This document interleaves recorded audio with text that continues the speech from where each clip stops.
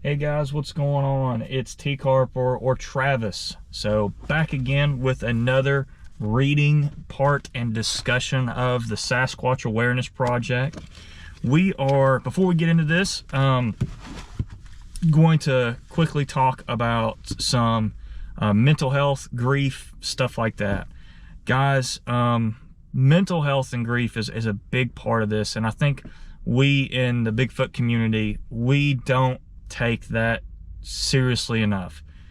If you're having issues, get help. I have dealt with Dad's grief, and it's been up and down. There'll be times where I'm happy. There'll be times where I'm deep and utter sadness, and there'll be times where, man, like yesterday, like I had a hard time just getting up, and it's just up and down. You know, I've gone and seen a Christian counselor. I highly recommend that.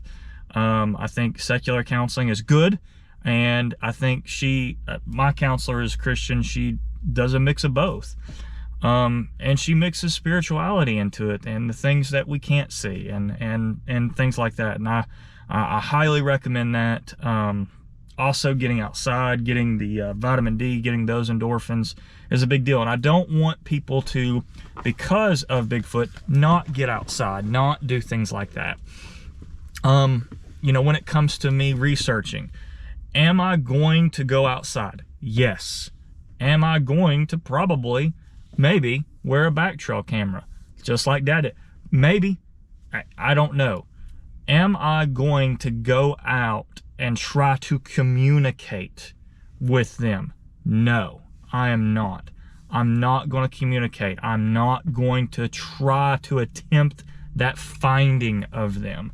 So when I say I'm not going out to research, I am not going to try to physically go out and find where they're located at and find them. Would it be dumb of me to not pay attention, to not have cameras and stuff like that? I think so. And it's just a kind of a thing where we don't know. You just don't know what you don't know. And it's always developing. It's always kind of a thinking thing. So I'm not 1,000% sure the rules, you know, but I think going out and physically looking for them and in your heart wanting to find them and see them, I think that's a different thing. I don't know. Anyway, let's get into the Sasquatch Awareness Project. Let's get into, we're in the chapter of the paranormal or supernatural abilities, which if Bigfoot were just or Sasquatch were just a big hairy ape, or maybe even just a people, they wouldn't have these paranormal, you know, these paranormal things that we see all the time. So just my thoughts on it. All right, so let's talk about mind speak, all right, or telepathy. This phenomenon has happened to hundreds of those who have had Sasquatch encounters. It is called mind speak because those who experience hear their own voice in their head, but they know that the thoughts and words are not their own. These thoughts are coming from an outside source. A well-known outdoor television personality, Les Stroud of Survivor Man, experienced mind speak while out with me in the mountains during the filming of his series, Survivor Man Bigfoot. You can watch this. You can go see in his words where he was out with Dad in the place that's very close to our house, and he had mind speak. So what happened was he says in his interview, not on the show, but in an interview years later, he says, well, you know, he talks about, you know, thinking that Bigfoot is a big hairy ape and all that. And then he has this mind speak episode where basically he said that they told him in his mind that they're right over the hill. And he said in his mind, I'm not ready.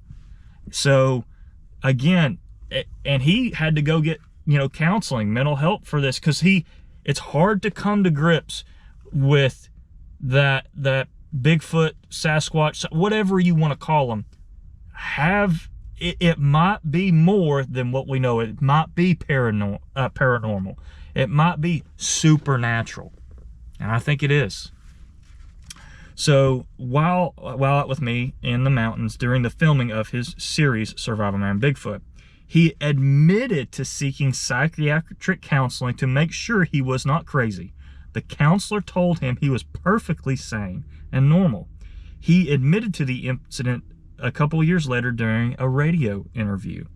Mind speak has been reported to occur in many locations not associated with the forest or near the original encounter. I experienced mind speak at my home while I was in bed over 30 miles away from the encounter.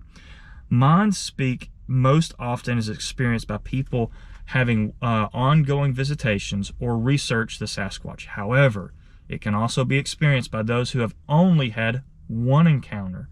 Regardless of the circumstances, mind speak can be disturbing and frightening. Real quick, let's talk about dealing with the paranormal or supernatural phenomenon. For many, these activities associated with Sasquatch or cryptid encounters are the first exposure to the paranormal. It is definitely can be extremely frightening and disturbing to experience any of the before mentioned activities. I will address each one of those practical and spiritual solutions. These solutions are based on my dad's experiences or my experiences and other like-minded researchers' experiences. While nothing is 100% guaranteed, a good success rate has been achieved in helping others with the following. All right. So we're going to get into it real quick. Infrasound. I think that's actually where I've got to stop. I've got to get to work. But we're going to talk in the next one dealing with these paranormal things, what we can do. Again, these are just strategies and all that. But paranormal stuff is associated with Bigfoot. If you research Bigfoot long enough, I guarantee you're going to have paranormal stuff. And you have to come to grips with that at some point. And you have to figure out in your mind where it fits your worldview. Now, I'm a Christian. My dad's a Christian. We make no bones about it. Our worldview is that this is a Nephilim. Now, that offends some people. You're going to have to get over it because it's the truth. So that's the way I see it. Now, and that's what my dad's DNA study showed and all that. And it's just part of it. They have these supernatural abilities. It is something that we can't explain. All right? And it's just a part of life. So, but if you research or have had an encounter, I'll be praying for you. I understand that you've had maybe a paranormal stuff, maybe not, but I guarantee you a lot of people have. Anyway, thank you guys so much for the love and support. You can email me again at tcarp1616@yahoo.com. If you'd like to follow some outdoor stuff that, doesn't relate to Bigfoot, you can at the T-Carp channel. Again, it's TCARP. You can Google it and find it. I love you guys. I'm so grateful for you. I couldn't deal with this grieving process without you. Again, thank you. God bless.